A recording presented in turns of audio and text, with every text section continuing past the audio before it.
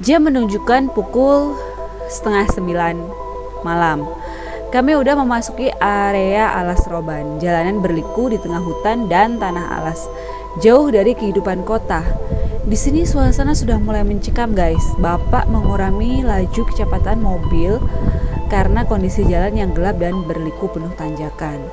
Saya dan Bapak merasa ada hal yang ganjil dan aneh. Sejak kami memasuki area alas Roban, kami nggak berpapasan dengan kendaraan lain seperti bus antar provinsi maupun kendaraan lainnya.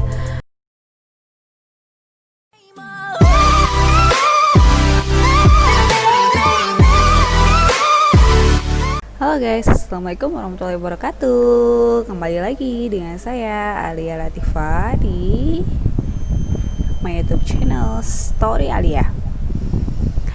Kali ini gue masih ngebahas yang horor-horor ya guys. Gue mau bahas alas Roban nih.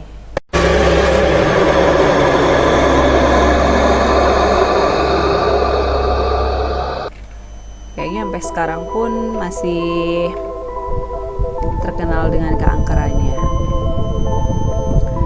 Jadi gue kemarin pernah baca ada salah satu tweet yang kayaknya rame gitu kan. Nah ini gue mau ceritain lagi dari sudut pandang si penulisnya. Jadi sosok aku dan kami itu adalah si penulis yang mengalami kejadian ini. Jadi rencananya kami berangkat dari Secang sore hari biar perjalanan lebih santai, namun tujuan utama menghindari keramaian jika melakukan perjalanan jarak jauh siang hari. Tujuan utamanya itu mereka berangkat dari Secang sore hari. Akhirnya berangkatlah mereka semuanya sekeluarga dari Secang sekitar jam 4 sore hari. Rute yang kami ambil melalui jalur utara. Selama perjalanan kami nggak memiliki firasat buruk apapun dan perjalanan panjang pun dimulai. Gak terasa hari udah mulai gelap dan azan maghrib sudah mulai berkumandang. Kami memutuskan untuk istirahat sejenak dan di masjid sekaligus untuk menunaikan sholat maghrib. Setelah sholat, kami beristirahat sejenak. Kami pun melanjutkan perjalanan. Semakin jauh kami maju semakin larut malam. Kami sekeluarga masih dalam perjalanan tersebut. Yang semula di awal perjalanan suasana dalam mobil begitu ramai dan penuh canda tawa, saya dan kedua adik saya berubah perlahan menjadi suasana sepi. Ibu dan kedua adik saya pun sudah tertidur lelap. Yang masih terjaga waktu itu cuman saya dan bapak yang lagi nyetir. Jam menunjukkan pukul setengah 9 malam.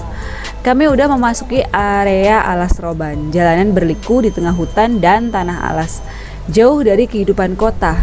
Di sini suasana sudah mulai mencekam, guys. Bapak mengurangi laju kecepatan mobil karena kondisi jalan yang gelap dan berliku penuh tanjakan. Turunan yang kiri dan kanannya adalah jurang. Saya dan Bapak merasa ada hal yang ganjil dan aneh. Sejak kami memasuki area alas Roban, kami nggak berpapasan dengan kendaraan lain seperti bus antar provinsi maupun kendaraan lainnya. Padahal jalur ini termasuk rute yang sering digunakan menuju kota Tegal. Brak! Astagfirullah, tiba-tiba mobil yang kami naiki menabrak sesuatu di tengah jalan.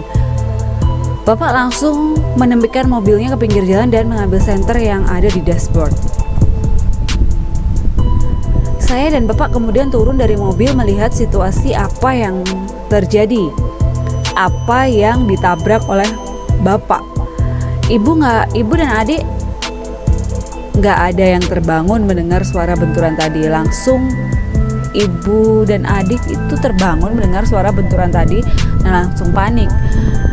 Yang awalnya mereka tertidur dengan lelap karena mendengar suara benturan yang begitu kencang, mereka langsung bangun, guys, dan tidak keluar mobil. Namun Bapak melarangnya dan menyuruh ibu dan adik-adik tetap di dalam. Saya lalu bergegas memeriksa bagian depan mobil dan Bapak memeriksa bagian bawah sampai belakang mobil. Saya benar-benar yakin benturan sekeras tadi seharusnya bisa membuat bemper mobil penyok atau memecahkan lampu kabut mobil. Namun setelah diperiksa oleh kami dengan seksama, gak ada yang penyok ataupun goresan di depan bagian mobil. Bahkan debu dan sedikit lumpur yang menempel pada bemper mobil pun masih utuh, gak kesentuh. Jujur saya kaget dan heran. Bapak yang memeriksa bagian bawah sampai ke belakang mobil juga nggak menemukan benda yang kami tabrak tadi. Kemudian saya manggil Bapak agar ikut memeriksa bagian depan mobil. Mungkin dengan mencari berdua bisa menemukan kerusakan mobil akibat benturan keras. Kami udah memeriksa beberapa kali setiap sudut bagian mobil dan nggak ada satupun bekas benturan. Lalu apa yang kami tabrak tadi? Karena kami merasa ada yang gak beres, saya dan Bapak lekas masuk ke dalam untuk melanjutkan perjalanan. Kedua adik saya langsung pindah posisi duduk. Yang semula duduk di kursi paling belakang pindah ke kursi tengah bersama ibu. Dan saya pun duduk di kursi depan menemani Bapak. Kami pun terus melaju di kegelapan malam ala Seroban. Jam menunjukkan pukul 12 malam. Kedua adikku sudah tertidur lagi. Yang terjaga kali ini saya, Bapak, dan Ibu. Nggak lama kemudian, hujan mulai turun guys. Hujannya hanya rintik-rintik namun cukup mengganggu pemandangan. Sampai Bapak harus membunyikan klakson di setiap akan memasuki tikungan yang tajam.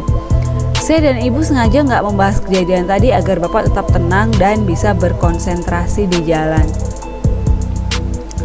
Lalu dari kejauhan terlihat ada sepercik cahaya neon. Alhamdulillah, udah terlihat pemukiman. Setelah semakin dekat ternyata itu sebuah warung makan pecel lele kecil tepat di sudut tikungan di bawah pohon. Untuk menenangkan suasana kami memutuskan untuk singgah sejenak. Saya dan keluarga turun dari mobil. Entah karena mengantuk atau ceroboh, kaki saya terbentur pasak penanda kilometer area. Terteruslah di situ kilometer 15. Saya dan keluarga masuk ke dalam warung tersebut. Penjualnya menyambut kami dengan ramah dan dengan logat khas Pekalongan. Kami memesan makanan dan minuman panas. Iseng-iseng saya bertanya, "Kok jam segini masih buka, Pak? Bapak jualannya sendirian?" Penjual itu pun menjawab, "Iya Mas, ini udah mau tutup kok. Masnya datang, saya jualan nama istri saya. Itu istri saya Mas." Saya dan Bapak kaget, sejak kapan ada orang yang berdiri di samping pintu masuk warung? Padahal tadi kami masuk lewat arah yang sama dan sekitarnya pohon besar. Ya udahlah, saya nggak terlalu memperdulikannya karena perhatian saya tertuju pada ayam yang sedang digoreng. Kami makan dengan lahap dan ternyata rasa sambalnya enak, sangat cocok di lidah.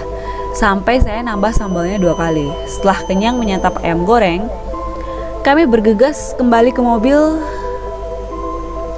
Dan saat mau masuk mobil, kaki saya terbentur pasak penanda kilometer 15 tadi untuk kedua kalinya. Oke, saya ceroboh karena letak pasak itu persis dekat pintu mobil. Jadi wajar kalau saya terbentur pasak itu. Mobil kami pun melaju ditemani hujan rintik-rintik yang terus mengguyur area alas Roban. Setelah beberapa saat, akhirnya kami keluar dari area alas Roban tersebut dan menuju Tegal. Singkat cerita, kami sudah menyelesaikan liburan kami di Jakarta. Karena nggak ingin mengalami kejadian seperti kemarin lagi, Bapak memutuskan untuk berangkat dari Jakarta pagi hari. Jadi ketika memasuki alas Roban lagi, hari ini masih siang. Setelah berjam-jam kami menempuh perjalanan, kami memasuki daerah alas Roban sekitar jam 1 siang. Lalu saya penasaran dengan warung pecel lele yang waktu itu kami singgahi. Rasa sambalnya enak, membuat saya ingin makan di situ lagi. Namun sayang, warung pecel lele ini biasanya buka ketika sore menjelang malam hari. Adik saya tiba-tiba ingin buang air kecil. Bapak kemudian menempatkan mobilnya di tikungan jalan yang agak luas dan menyuruh adik untuk buang air kecil mepet dengan mobil. Sambil istirahat sejenak, sekaligus menikmati pemandangan yang tidak dipungkiri kalau pemandangannya emang sangat indah. Kemudian saya melihat pasak kilometer bertuliskan kilometer 15. Saya pun kaget luar biasa. Itu pasak yang terbentur kakiku tempo hari dan posisi pasak itu persis di tepi jurang. Dan seingatku, posisi warung pecel lele waktu itu kira-kira 3 meter di belakang pasak tadi. Saya langsung manggil Bapak dan Ibu. dan menunjukkan pasak tadi dari lokasi warung. Setelah diamati, tikungannya persis seperti waktu itu ada pohon besar di tepi jalan dan pasak bertuliskan kilometer 15. Namun 1 meter di belakang pasak itu sudah jurang yang sangat dalam. Kesimpulannya, waktu itu kami sedang makan di pinggir jalan tepat melayang di atas jurang. Hanya satu hal yang bisa menjelaskan kejadian tersebut. Kami singgah di warung gaib. Lumayan horor sih guys, bukan lumayan lagi. Kalau gue yang mengalami kejadian itu, mungkin gue juga bakal sama. Cuman sekarang kan kayaknya ada 2 jalur ya. Untungnya gue kalau pulang kampung gue kan di Jawa Timur, gue nggak pernah lewat yang jalur itu guys. Jadi gue lewatnya yang jalur yang baru, yang udah rame, di kanan kirinya udah ada warung-warung segala macem. Dan nggak jarang pula gue masuk Alas Roban tuh malam, cuman alhamdulillah nggak ada apa-apa. Tapi jalur yang itu emang dikhususkan untuk truk atau kendaraan-kendaraan berat lainnya. Kadang-kadang gue juga masih bertanya-tanya, emang bener ya kalau ngelihat Alas Roban yang sekarang, maksudnya apa bener sering ada kejadian seperti itu? Tapi nggak dipungkiri juga sih, maksudnya banyak sekali cerita dari orang-orang mengenai Alas Roban ini. Nggak usah jauh-jauh, suami gue pun punya cerita juga mengenai Alas Roban ini. Abah gue pun juga gitu. Katanya kalau abah gue tuh dulu pas waktu dia nemenin temennya nyupir truk, itu tuh ngelihat ada nenek-nenek nyebrang guys daerah situ.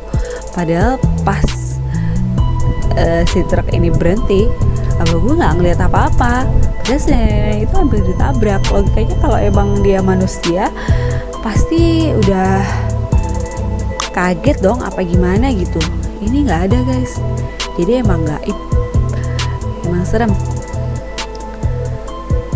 Banyak cerita, lain kali akan gue bakal ngupas lagi, bakal gue ulik lagi cerita-cerita dari Alas Roban yang lainnya. Oke, terima kasih udah mendengarkan cerita saya hari ini. Semoga kalian suka. Jangan lupa like, comment, and subscribe, juga share. Kalau ada kritik dan saran, boleh ditulis di kolom komentar. Atau mungkin kalian punya cerita menarik, boleh di share ke Instagram @alia_latifa, atau mungkin ke Facebook gue Alia Latifahan, atau boleh juga ditulis di kolom komentar. Oke, terima kasih sebelumnya, terima kasih banyak. Jangan lupa sekali lagi like, comment, and subscribe-nya. Assalamualaikum warahmatullahi wabarakatuh. Dadah.